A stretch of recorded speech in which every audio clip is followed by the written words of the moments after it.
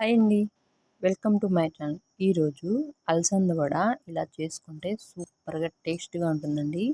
First అలసందలు ఒక 4, 5 గంటలు నానబెట్టేసుకోండి. బాగా నానిన తర్వాత పొట్టంతా తీసేసుకునేసి అలా ఒక బొక్కల గిన్నెలో వేసేసుకొనేసి పెట్టేసుకోండి. నేను పచ్చిమిర్చి వేసేసి, ఉప్పు వేసేసి కచ్చా పచ్చాగా మిక్సీ పట్టేసేసుకోనండి. మరీ మెత్తగా అయితే బాగుండదు. గ్రైండర్‌లో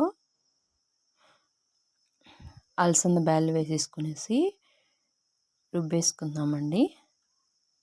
అలా ఒక రకంగా అయిన తర్వాత ఈ పేస్ట్ మనం కొట్టుకునేది ఆనియన్ పచ్చిమిర్చి పేస్ట్ దాంట్లో వేసేసుకోవాలండి. ఉప్పు కూడా ఇప్పుడే లైట్గా చూసేసుకుంటే తెలుస్తుందండి, మనం పచ్చిమిర్చిలో వేసింటాం కాబట్టి.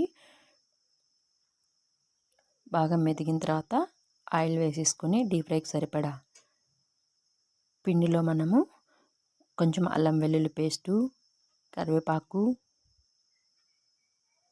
కొంచెం బ్యాళ్ళు ముందే వేసేటప్పుడు తీసి పెట్టుకోవాలండి. కొత్తిమీర వేసేసుకునేసి బాగా కలిపేసుకోవాలండి.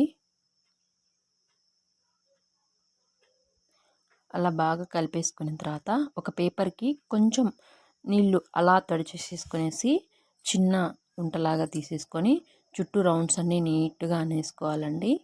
నీట్గా అనేసుకొని మధ్యలో బొక్క పెట్టేసుకొని ఆయిల్ కాగిన తర్వాత వేసేసుకోవడమేనండి. అలా అన్నీ వేసేసుకోవాలండి. చిన్న చిన్నగా వేసేసుకోవాలి, లేదంటే ఆయిల్లో వేసేటప్పుడు భద్రం అండి. అలా ఎర్రగా ఆ చుట్టూ బొక్కలు వచ్చినాయి కదా, దాని చుట్టూ ఎర్రగా వచ్చినప్పుడు తిప్పేసుకోవాలండి. అలా తిప్పేసుకుంటే టేస్ట్ బాగా ఎర్రగా ఉంటుందండి. లేదంటే ముందే తిప్పేస్తే ఎర్రగా కాలదండి. అలా అన్నీ తిప్పేసుకున్న తర్వాత వెనకపక్క కూడా కాలిన తర్వాత మొత్తం తిప్పేసేసుకునేసి వేరే ప్లేట్లోకి తీసేసుకోవడమేనండి.